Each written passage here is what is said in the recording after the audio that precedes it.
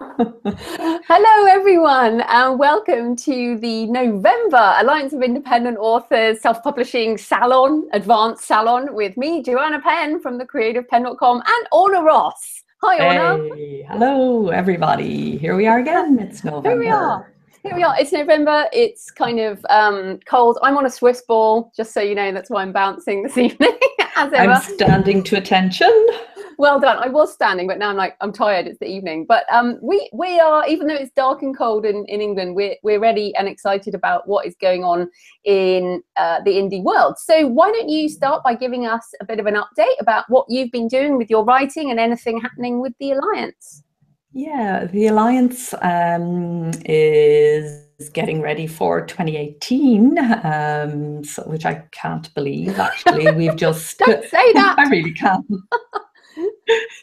I really can't. Just published our updated choosing a self-publishing service and just got everything all in a row. And of course, almost as soon as the guide came out, we found that one of the major services that we had done a long and detailed analysis of is now gone. So it's just this ever-changing We'll talk world. about that in a minute. So before everyone freaks out, we'll talk about that in a minute. So carry on. Yeah, and just getting, we're finishing off our campaigns of this year. So the Blockchain for Books white paper will publish later on this month, and getting ready then for next year and some interesting things that we're going to be doing, including a new magazine for our members, Self-Publishing Quarterly, which will include all the news and information that we're putting together, but in a more digestible form for people who are finding, a daily blog and stuff like that, it's a bit too much to digest. So we're constantly trying to find new ways to get the information across to people. And me personally, I've been doing a lot of the kind of writing that goes around a book. I think people have heard maybe once or twice before that I'm launching a 9-book series next year. And I've been thinking loads about how I might go about that and do it. And I have finally settled on the way of doing it. So lots of now, people are always complaining about the writing that goes in addition to the writing of the actual book itself. But I think the key to all of that is to make it as much fun as the book writing. So that's what I'm trying to do. And focusing particularly, because I'm moving slightly in terms of my nonfiction reach and reach out with this series, and it's very interesting to me to be looking at a new niche and new people, making new contacts, and looking particularly at pitch and partnership, which I think are two very key things for any author, really, fiction as well, but especially for nonfiction. And I'm really coming to feel that every single author, fiction authors too, I mean, you can't say every single author should do anything, but I really do think nonfiction is a string to everybody's bow, really. I've come round to this idea that every business is now in the publishing business, and that is a huge opportunity, really, for indie authors. So talk a little bit more about that in a little while. And I was working on a script, and which I also want to get finished before the end of the year, and I had to draft in some help for that because I was drowning in the material. So I'm working with a mentor on that, and we're both on it to get it finished by the end of December. So yeah, it's all writing for me at the moment. I'm locked away in this room. And the script, is that an adaptation? Is that which one is that? It's an adaptation of The Secret Rose. It's been hanging around for a while, and on and off I dip into it and drop it off and go back to it. But now I just want to get it finished, really, because with a script, they'll change it. It's really not about if anybody is ever interested in it, they're not going to take. It's not like writing a novel.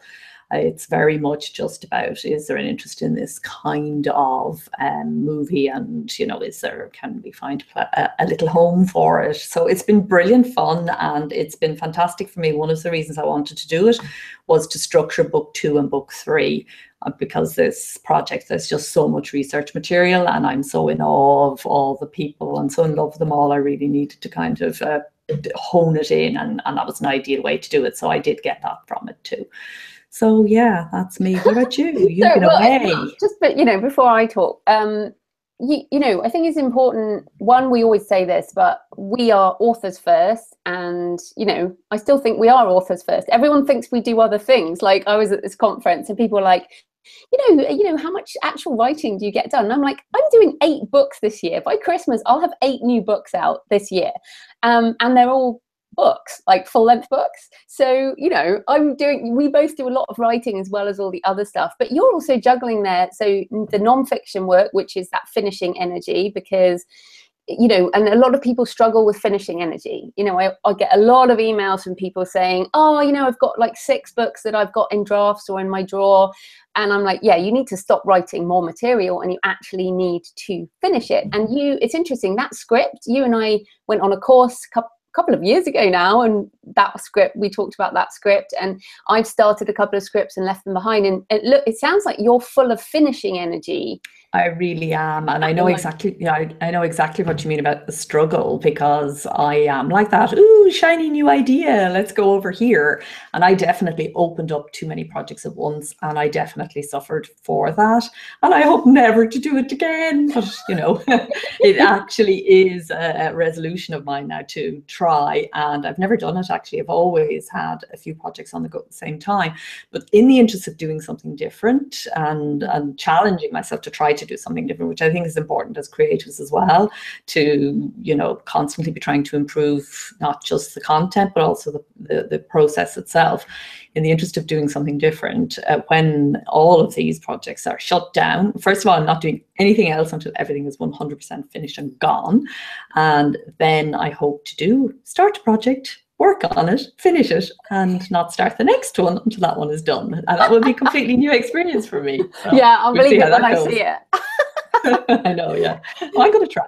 But I think that really is important, because there are these different stages. I mean, we talk often about the stages of the writing process in terms of the writing and the editing and the production, blah, blah, blah. But the energy involved, I also see people falling in the gaps. You know, like I definitely suffer with the saggy middle in the middle of a project. Like I love starting, I love finishing, I struggle with the middle. And that's common as well. And then there's the people who don't have enough ideas and struggle deciding on an idea. And so I do think everyone sort of falls into different camps, and we have to focus on that. I mean, I definitely believe in your weaknesses on some level. For example, I don't like live video marketing, which is kind of what we're doing. But I don't like Facebook Live, or in fact, I've successfully had Facebook off my phone now for a month. So I think it's off. Yeah, you know, there's lots of things that it's like, if this is a weakness, like I'm not very good at writing emails compared to someone like Nick Stevenson. I'm good at writing books, stories or whatever, you know. So it's, you know, we have to choose that. But in terms of the energy, if we are going to be successful as authors, you actually do have to get to grips with these 3 energy stages. And probably that those energy stages relate to each part of the process that you talk about. You know, that's also true of marketing and publishing and all of that. Each of those, so there are kind of 7 stages in the publishing process and in the writing process, and each of those stages needs its own different set of approaches and skills. So if you start bringing finishing energy in, you know, and trying to rush to the end, for example, and you haven't germinated properly and let the subconscious do some of the heavy lifting for you, then that's not going to work either. So I think knowing yourself is really, really key, but really important is knowing actually this is a staged process, and here's how I work through it, and here's what must be done. I think that's the other thing. What is negotiable? What can you give away? What can you choose not to do? And then what actually is the part, because every project will at some point ask you to sit there and do something that, you know, every fiber of your being is saying, I don't want to do this. I don't want to do. Exactly. And it's interesting. So just, you know, what I've been doing, I have been finishing projects. So a Map of Shadows, I did the proofreading came back. That is now, or the pre-order is up. And this is a dark fantasy novel that opens in Bath and is kind of a split world fantasy. Again, cross genre with absolutely nowhere to put it. There is, but this is, yeah, be out by Christmas. So Map of Shadows, that is now off my plate because I've done all the formatting. It's all gone. Healthy Writer, I've got here the edits that I'm hand editing. That will go to the proofreader in 2 weeks, and that will also be out by Christmas. And I am really really proud of it. Dr. Ewan Lawson, who's my co-writer, he's done a great job, and it's very interesting because we're co-writing, and I had previously thought we would have to label each chapter, Ewan, Joanna, both, but in reading it, our voices are so different that you can tell who is writing the paragraph, or I can tell that he has edited one of my paragraphs, and he can probably tell if I do his. So it's so interesting, because the other co-writing I've done has really been fiction, and it's been smoothing. You know, with Jay and I, it was one mixed voice, and then the last one we did was completely different and not really editing each other. And so this has been a very different experience. So that's finishing, and then in 2 weeks' time, when that's off my plate, I've got the third sweet romance with my mum. So basically, I'm finishing 3 full-length books before December. And this is amazing. So it's pretty hardcore. But what's so funny is all 3 of those books have been in, you know, have been in different stages. And it's not like I'm doing all the work in 3 weeks. It's that I'm doing the finishing bits, and then I'll move into the publishing and the marketing phase and everything. So, but it's interesting because I've also been in San Francisco and Oregon. I did a kind of, you know, book research thing in San Francisco. You love San Francisco, don't you? I do. Not as much as I loved it in the 80s. I must say that I still have a soft spot for it. Exactly. Well, the Haight-Ashbury, I think, is possibly a little past it now. But it was really good. And I had some very interesting research that will go into my next Arcane novel. And then I went up to Oregon to the Coast Business Workshop with Dean Wesley Smith and Christine Catherine Rush, who you recently had on the Indie Author Fringe. That's right. They are so great, both of them. And I can imagine it was a fabulous week with them, yeah? Yeah, it was amazing. There were about 60 people there, and it's full 7 days, 6 hours a day. It's hardcore, you know, full on stuff. But I think what came out of it for me, and a couple of things, and you'll recognize this. So one thing I recognized is that Chris said to me a couple of times, you have to use a different word because people don't understand that. Like the word scalable I used, which I use a lot, and, you know, a couple of the language differences, and then over different preferences with books. Like they said they're going to do print, mass market print books, and I was like, why would you do that? You know, and Dean didn't realize that hardback nonfiction would sell, and I'm like, that's what I buy. So what was funny, and you and I have this disconnect, we had it even just earlier this evening, over language and what we think matters, because you've had 20 years in publishing, and I've come from the business tech world. Yeah, and we say different things, or I say something and you think I mean something completely different. Yeah. And I realized this, and this was a huge realization, because I just thought before, I just didn't realize that came from the fact that you and Chris and Dean and a lot of authors, and more authors, have come from traditional publishing. And so the language you use, like Chris said, you can't have what I'm calling a print box set, and I'm like, well, it's an ebook box set, and I've just done a print version of that, so it's the same product on Amazon, so why isn't an ebook box set a print box set? And she's like, no, it's an omnibus. And I'm like, what is an omnibus? That's ridiculous. Why do I have to call it something different? And it's funny because I feel like we have this with indie publishing. Like you've gone like author publisher, and I've always hated that, because for you independent publishing came out, that's what the small publishers were, right? So it's so interesting, that disconnect. And I think I finally realized that's what the problem is with a lot of people, and we need to respect that with each other. But also the people coming into indie now, a lot of them are traditionally published, they don't understand our terminology. So what do you think about this terminology issue? Are we still clutching at new words? I think it's a fantastic question, and it's something that we've been thinking about a lot. We've just actually done a glossary of terms, so that we can actually begin to talk to each other. I agree with them. Well, good point. The people who are coming from different perspectives need to be able to have that cross conversation, and as well as there being that disconnect that you've highlighted there between those who were brought up with publishing terminology, a lot of which is completely kind of baffling to anybody else. I mean, words like extent, I was talking about the extent to somebody the other day, and they were there, what is the extent? And I was like, gosh, you don't, you know, you just, I don't know what that means. It just means the length of the book, the number of pages in the book.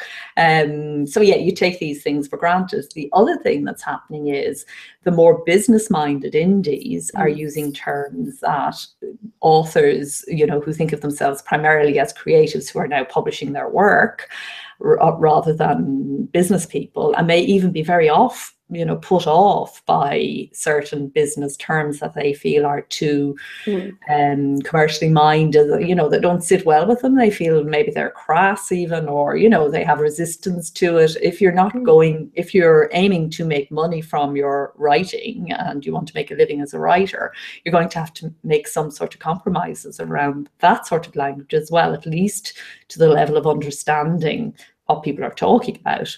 Well, that's the other thing, that came across at the business conference, was that I was using, because I presented as well, and I was using phrases, so like scalable, which comes out of the tech world, which is create it once and you can sell it millions and millions of times. And I kind of saw that as an obvious thing to apply to books. And Chris said, don't use that word, people don't understand it. And I'm like, what? That's crazy. And then talking about revenue versus profit. And this is so important right now, okay? So I use this term, like people are like, oh, I sold 10,000 books last week. And we hear that and we're like, oh, fear of missing out. Why aren't I doing that well? Why aren't I selling 10,000 books a week? And then you go, okay, so selling 10,000 books last week is fine. What was the revenue? So let's just assume it was $1 per book. So you have revenue of $10,000 for those 10,000 books, but profit is revenue minus expenses. And that just is something that's not being talked about. So people are going, you know, I made $10,000 last week or last month without actually reporting the profit. And when I say I do a P&L or a profit and loss per book, or at the end of the year and I do my accounts, people are just not doing these things. And like you say, if you want to make a living with this, you have to have more coming in than is going out. And you know, the idea of cash flow or cash flow tracking is critical for an author whose income sources are from their writing. So I think, and another big realization was that we are actually in a stabilization period. So we have every single thing we need right now as indie authors to have a global, scalable, digital and print and audio business to a global market. We have the banking we need to do multi-currency. We have online marketing, we have paid advertising, the same as any other company. We have everything, but what I think a lot of authors are missing is a structure and a strategy and a business model if they want to do this as a business. So that is what we were talking about. So do you feel that? Do you feel like we're in a stabilization period where people let's just get the basics now in a process? I completely agree with everything you've said. And I think the language issue is very important. And I think, though, we are also looking at a mindset issue.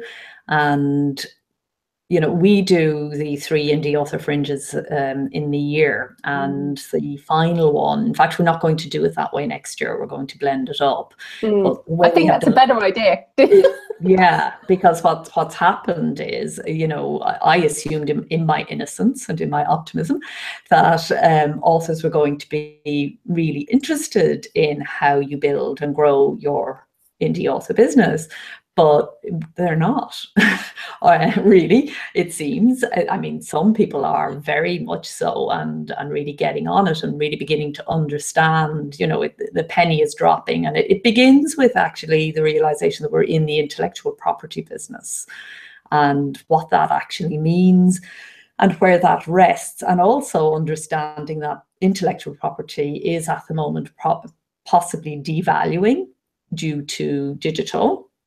And it definitely is devaluing if everybody's doing everything the same way and everybody's undercutting everybody else. Eventually, we would get to the point where it has no value at all and you won't even be able to give away stuff for free. I don't believe we are going in that direction, but I believe the thing that stops us going in that direction is to have a proper business model and a sense and understanding of what it is you're selling, beginning right back at the beginning with what are your values and what is your value? What are you actually offering to the person who's going to read your stuff? And I don't think authors are having those kinds of discussions enough. I think, you know, there's a lot of talk about the mechanics of putting together an ebook, and there's a lot of talk about marketing. And your point about profit and revenue, I think, is really obvious in the world around advertising for authors. So everybody talks about, you know, I wasn't selling any books, and then I started taking ads, and now I'm selling this many books, and isn't that great? But without any conversation about how much the ads cost, or how much it cost to pay the person who was doing the work on the ads, because you didn't have the visual ability to do that, or, you know, blah, blah, blah. So, you know, that's one whole conversation about profit, loss, and how we measure it. And it's a simple business, so it's not terribly complicated. There's a conversation about the mindset around making money out of writing at all. And there's a significant portion of people who actually find it very difficult to think about money in relation to their writing at all.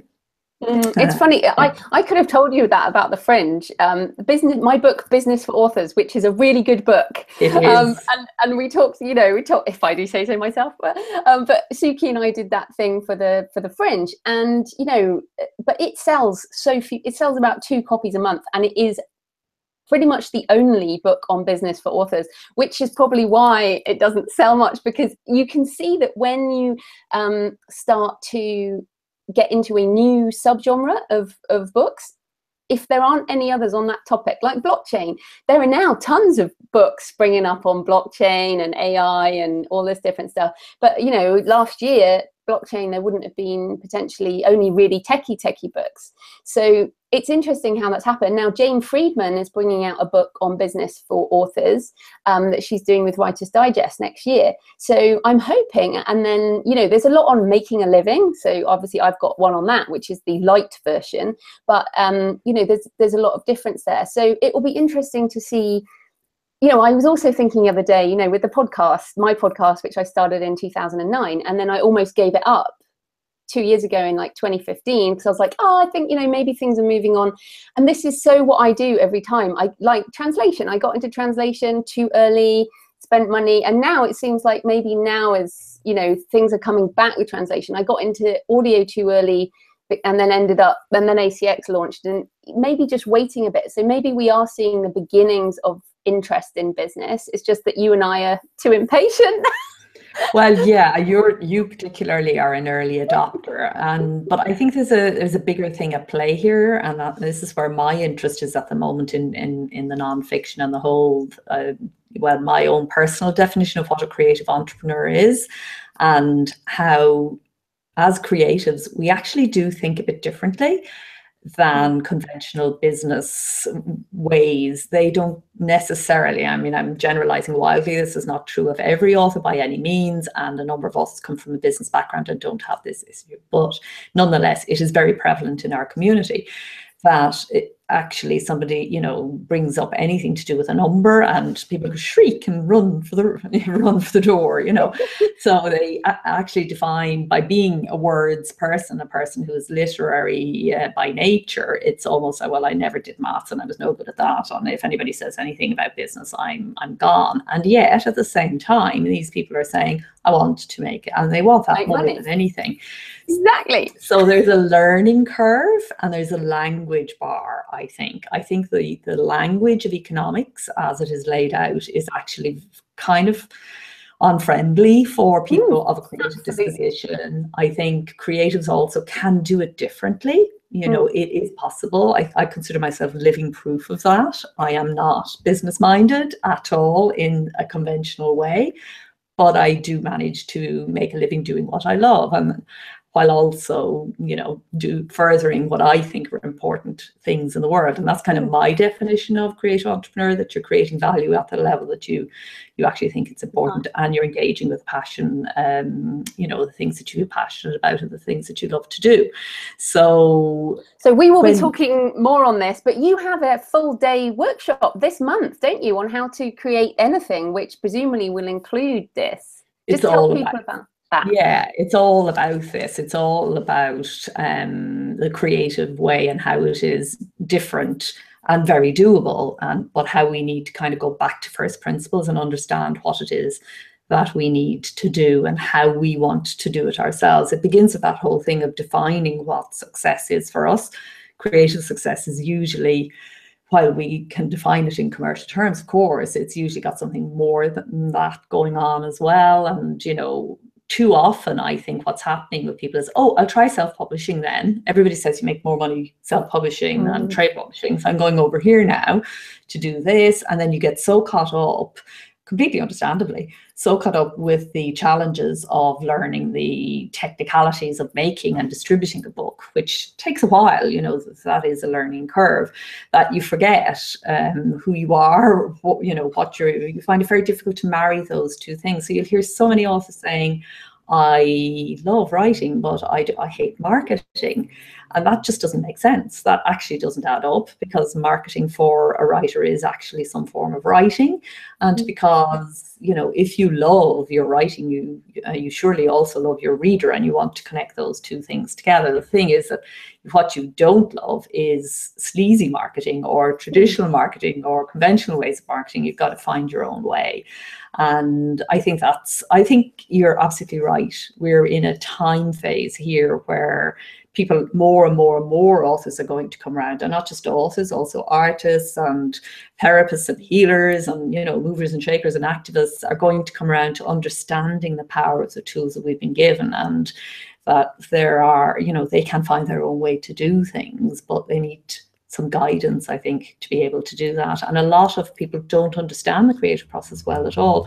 They apply it to their writing, but they don't apply it to their actual, to everything else, or to their business. Which is, yeah, and to me, like, business is incredibly creative, and you know, we have an idea, we create it in the world. That's what businesses do. That's exciting. In fact, it's interesting. This week, Jeff Bezos took $1 billion out of Amazon. He cashed in some of his shares, and you know, he has said he's going to channel $1 billion a year into his rocket company, because Bezos cares about the moon.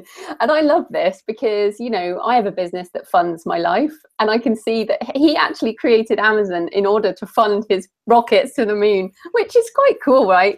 So, I mean, you know, you can go small or big, but just so everyone knows, it's Saturday, 25th of November. Is that correct? That's right. Yes, Regent's University. People can find out that at ornaross.com. Just want everyone to know I will be there, so I'm excited about that.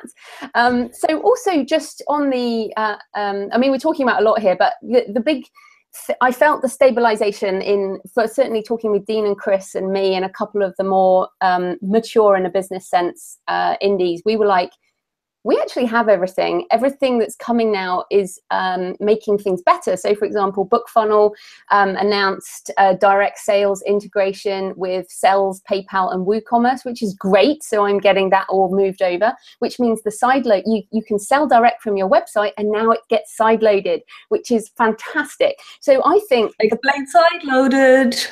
Yeah, language. I mean, oh yeah, so as in people can buy the book from me, and then they can get the download on their phone without having to download the file and email it to themselves or plug in their device.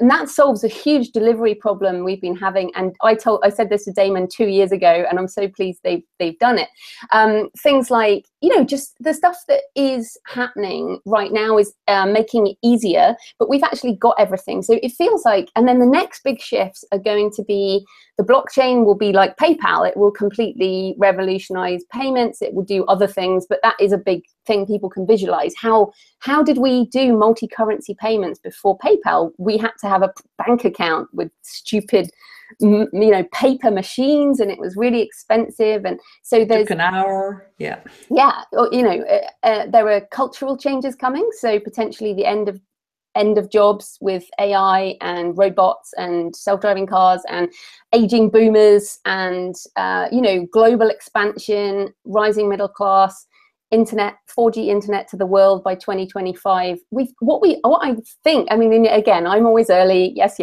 but I see if I think it's going to be 5 years, maybe it's 10 years, but I almost feel like there's if we stabilize now and build our business and our processes, and they are secure, we can then start looking at, okay, so we're positioning for global growth. which I'm so excited about, micropayments, about, you know, multi-currency, about India, and things like writing nonfiction. I'm glad you mentioned that, because this is my next hobby horse, which is everyone should be writing nonfiction. If you write mysteries, write a book on how to write a mystery, or write a book about your research, or because what I see coming is, as well as the global expansion of the internet, you're going to get more and more writers. And we are a self-sustaining industry because every new writer buys a ton of books. Yes, they may write lots of books, but most of them will buy more books than they write. So we should be encouraging every single new person who joins our industry to write more books, and thus be suppliers of that knowledge to people who are coming behind us. So and also building a personal brand and a personal platform to sell direct, because I do think that's going to be even more important. It's coming for sure. I'm really interested that you're saying that and coming to similar conclusions in Oregon that I've been coming to here, sitting in my study as I look at my own, surveying my own. We're a mind meld. It's very interesting because honestly, I've been thinking about so many of these things in relation to this event that is coming up, and also the series that I'm writing. And I would add, I agree with every word, and I would add to what you said that every business now is also in the publishing business. Every business needs to create its platform. Every business needs to get out there. So there are lots of, if you don't want to write about writing, and you know, lots of writers don't want to explain the nuts and bolts, so they don't want to look at it, or they don't want to kind of disturb the magic, or they just are sick of doing it all day, and it's the last thing they want to kind of base their nonfiction business on. Think about your hobby, think about your family, think about your life, think about, you know, your life experience, whatever it is. Look at local businesses and their needs around publishing and platforming and branding and all the things that you've learned to do for yourself. They need to do also. Every individual with a social media account is an effective publisher too. So publishing, a skill that you are amassing, you know, and getting really, really good at by publishing books, which is the hardest thing to publish, but also by publishing then all the stuff that goes around the book, you've area of expertise that is a potential day job that can sit beside your fiction writing or your other kind of writing. So and things are changing very, very fast. As an author who is, as an indie author, you are a creative entrepreneur, and creative entrepreneurship is very much on the rise. So you have a lot in common with other creative entrepreneurs like artists, musicians, and the kind of people I was talking about earlier, coaches, lifestyle people. You know, we're all trying to do something similar, but we as creative writers are actually very highly skilled in things that other people just can't do. So it's time to really think laterally. As you say, the tools have stabilized, the main players are in the marketplace. It's very difficult to see how any new but of course I'll probably be proven completely wrong, and we'll see something completely different come in. But it's difficult to see how in the current situation any new supplier can come in doing anything different. We can always have people who are trying to do something, but essentially it's there. Everything we need to make a living is there, but what you need to know is what are your fundamentals that aren't changeable. And it is heartening, actually, I think, that, you know, back in 2012, 2011, when you and I were starting out, when ALLi was founded, so much of what we said at that time when we were starting off, and we didn't really know, they were educated guesses and hunches and sort of creative feelings about things, but they have actually turned out to be the things that have stabilized and stayed here while so much has fallen away. So the fundamentals of producing a good book, of getting the best design you can afford, the best editing you can afford, all those things are really important. And the fundamentals of business are just as important. If you want to make a living, they're equally crucial. You must master those as well. Then you're sorted. Yay! Well, it's funny, and I know if anyone's listening and they're feeling like, whoa, there's so much, and you know, you said a lot's changing. I feel like things are changing, but they're not changing. I still think we, you know, our business is a business like any other business. It's just that we actually create the stuff that we then sell, which many businesses don't do. But it is, you know, we could actually talk about this for hours, but we have a couple more things and we're already nearly at the end of our time.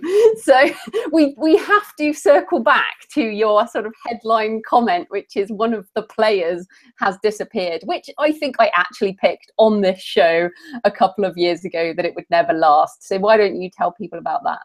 Yes, for those of you who haven't heard and whose books are involved in any way with pronouns, sadly, we have lost Pronoun. They announced pretty suddenly, actually, yesterday that it was no more. And yes, Jo, as you rightly say, you know, straight away when they came on the market, I remember getting an email saying, what's this about? How can this work? This can't possibly work. What's the model? And that's, I guess, a really good, if there is a lesson to be taken from this, it is, you know, for us as indies to ask, what is our model? What is our business model? And, you know, while we are talking business so much tonight, I would recommend that everybody has more than one stream of income. So that, you know, a model that is based on one supplier producing one kind of genre, one kind of book, and nothing around that, that is a vulnerable sort of position to be in for an indie. But yes, Pronoun is gone anyway, which is very sad. We wished them well, but essentially, I don't think they ever really worked out what they were doing. They were VOOC before that. Lots of good, you know, people with good intentions in the company, but not a sustainable business model that could last. And so, and this is a very good example of revenue versus profit, because they were obviously getting revenue, but then they were passing on 100% to the authors, as in they weren't taking a cut from publishing, which is the sustainable business model that all the rest of them do. You know, all the big players take a percentage of the sale of the book, so it's free to publish, but you know, you pay your percent, and they didn't take any. And that's why I said straight up, they will either do expensive author packages, or they are mining the data, or they're going to up the royalties at some point. And they didn't do any of that. 2 years later, and then they got bought by Macmillan, and Macmillan, big publisher, looks at their bottom line at half-year results or whatever, says, what the hell's this? Why is there a minus figure on it for the salaries of the people involved? Cut. Because, and this is actually, I was thinking about this from a traditional publishing point of view, as soon as you become a small line item on somebody's P&L, you have to defend your position a hell of a lot more. And, you know, if you're the big fish and it's your company, then it's all good. But as soon as you're a tiny line item on a very big company, it's gonna be difficult. So that's why I sort of saw that from the beginning. And again, the lesson for authors is, if you are either getting revenue but no profit, or no revenue, then that's, you know, you're going to run out of cash flow and you're going to go out of business, which is basically what's happened. And the other story there is, I think it's also important as an author about who you license your rights to, because lots of authors with traditional publishing license rights to publishers. They know nothing about the company. So I've been doing a lot of looking. I was thinking, oh, I'm going to buy some shares in Bloomsbury and then I can have a look at their accounts and stuff. And I've been looking at all their stuff, and in the end I was like, no, I'm not buying shares in that company, because if you look at all the different stuff around what's freely available to look at for their company, it's not a company you would invest in. That's purely my opinion, by the way, and I'm not a financial advisor or accountant or anything, but I was like, okay. And there was a company I was interested in submitting Map of Shadows to originally, and then I found out how the company was structured and who owned it, and I did not want my book involved with a company that was structured like that. So these are some big issues around who owns copyright and how you structure your business. So fascinating stuff. Yeah, really important. And I don't think publishing was ever considered to be a particularly good business idea. You know, people go into publishing because they love books, not because they love business in the main. And, you know, and trade publishing becomes ever less and less. It's got to be scaled to the big corporate now, or just find a tiny niche in a book that really, really works. And for an indie publisher, and one book keeps everybody going. Yeah, J.K. Rowling for Bloomsbury. Exactly. But okay, we haven't got much time. We're going to do rapid fire. Okay, rapid fire me, Jo. rapid fire you. So what is the new publishing standard and why should we care? The new publishing standard. Oh, this is Mark, is it? Oh, God. I didn't realize it was like, okay, it's late. 10 questions I had to answer like a quiz. Oh dear, at this hour of the night. It's late here in London. Yes, the wonderful Mark Williams, who's very global minded, has now become editor-in-chief of that title you just said. The new publishing standard. I think they should have called it something else. Somebody, sorry, yeah, go ahead. Yeah, it's at the new publishingstandard.com, and I'll take over. The point is, it is a global publishing look at the rest of the world, and that's what's so refreshing, because most publishing news is directed at the US, the UK, and sort of upcoming Sharjah and that new book fair, but there's nothing really about sub-Saharan Africa, Asia, the rest of the world, which is what the new publishing standard is doing. Mark is a British expat living in the Gambia in Africa. He really understands the dichotomies of Africa between poverty and entrepreneurship, and some really interesting stuff. And it's also with StreetLib. So if we're talking about the players, we've got Amazon, Kobo, iBooks, I don't count Nook anymore, Draft to Digital, Smashwords, and then StreetLib and Publish Drive. I would say that those are our established players. Google Play you can get to through Publish Drive, through StreetLib. Those are pretty much the established players, and the only two international ones there are StreetLib and Publish Drive. The rest of them are US or Apple, Kobo being Canadian. But what's interesting is the new publishing standard is reporting news every day that I hadn't heard, and I love it. I'm reading it every day. I'm retweeting it every day. I love it. So if you're interested in looking beyond the established markets, then check out the new publishing standard. And you should, just to briefly say, because one of the interesting nuggets that came out there, was it last week, was that more people downloaded ebooks in Nigeria last year than in North America. So yeah, that's because they don't have bookstores, many bookstores, and they're all on mobile economy. And this is, I've been talking about this for so many years, and people just haven't believed me. So I'm really pleased that we've now got this new focused, more official looking, because Mark hasn't been very official looking before with the sort of Facebook group. But this to me is the start of the real rise. Global is what he's calling it. Holistic global. Yeah, excellent. Also, the Audible, I found this fascinating this month. Audible has launched a romance audiobook subscription model, or you can listen to romance with, get this, a skip to the interesting parts button. And it's brilliant. But why I'm so excited about this, so one, they totally respect readers. This is a model that would never have come from traditional publishing, right? No respect for romance readers. And the second thing is they've subcategorized the audio into very granular things. So you can listen to sweet, or you can go all the way up to steamy and listen to the heavy breathing, and the bed springs, or whatever. And then you can dive down into like the different characters, so what type of hero you want, and then all different granularities, which we haven't seen with audio before. And I'm so hoping that they're going to do this with other categories, because in thrillers you can't be discovered. It's useless right now. So that's why I'm excited. Are you interested in that? Yes, I think it's interesting, and audio, something has to be done. So many readers, and discoverability is so very difficult. Even, there is no easy way with audio. So yeah, go. That would be marvelous. That would be marvelous. Anything else? Oh, 2 new podcasts. Did you want to mention that? Yeah, Smashwords has started a podcast, Yay! which is very interesting. One of the oldest players in the indie space is now starting a podcast, and I hear a lot of indies saying, "Oh, I would have loved to have done a podcast, but that ship has sailed." And that's like the people who say self-publishing a book is no good because most self-published books don't sell. It doesn't work like that. You have to work. If you would love to do a podcast and you think you have something of value and you have an idea of how you can reach readers with it, then, or listeners, I should say, then for heaven's sake, do it. There's plenty of room in this in this space still.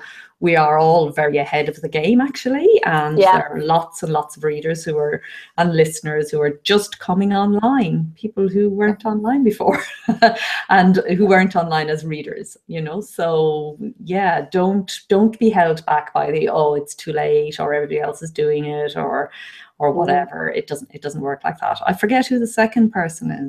It's Dave Chesson from Kindlepreneur. Yes, wonderful Dave. Yeah, so he started the book marketing podcast. Good on Dave to take a really obvious, nice SEO keyword title, because he makes KDP Rocket, which is fantastic for keywords. And what I like about these two podcasts, so it's interesting. So when I started podcasting back in the day, 2009, it was very unstructured. There were some interviews, but it was, you know, now there is a way to podcast, a way to do the tech, a way to launch. You know, there's established processes that I never had. And what they've done is they've honed in on specific topics per show. So instead of just, you know, ongoing like I've done for years, they're kind of like, these are the topics. Each week I do one topic, and they've launched with multiple episodes, which is exactly what you should do. And I think both of them are great. And this is the other thing, like people say to me now, how can I teach them about publishing their book for the first time? And I'm like, well, fair enough. You know, why don't you teach people how to publish books for the first time? Because I know it's different now than it was back when I did it. So fair enough, put your voice out in the world, and people will come to you. They don't want to listen to you and me, they can go listen to someone who's got a different voice and a different perspective.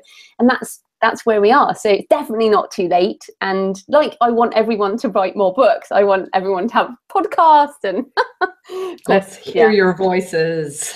Yes, let's get out there. Okay, so what's happening with you in our next show is going to be only 3 weeks time, so Tuesday 28th of November. That's going to be the last of the year. That is the December show that we record.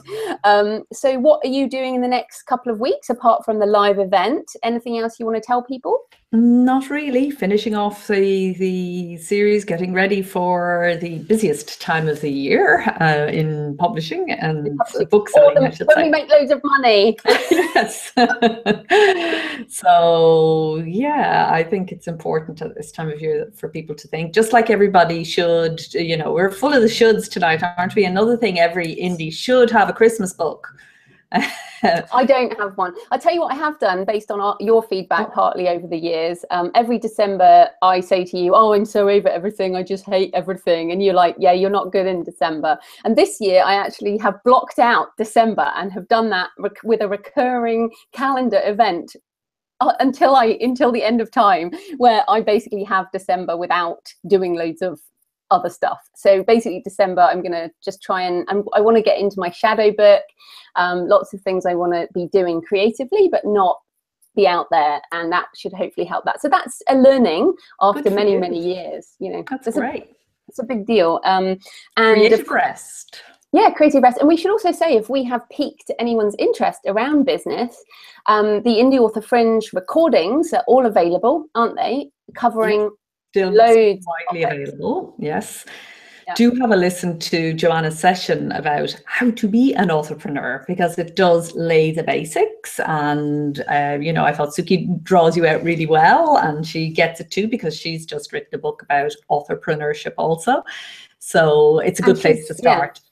She's also a consultant and fintech and, you know, female entrepreneur, startup woman. She's like incredible business mind. So yeah, that was a fun conversation. But yeah, I'll be publishing madly, and hopefully on the next show I'll have a print copy of Map of Shadows, and it's a gorgeous cover. Everyone's loving the cover, so I'm really excited about that. Fantastic. Look forward to that. And until then, everybody, happy writing and publishing.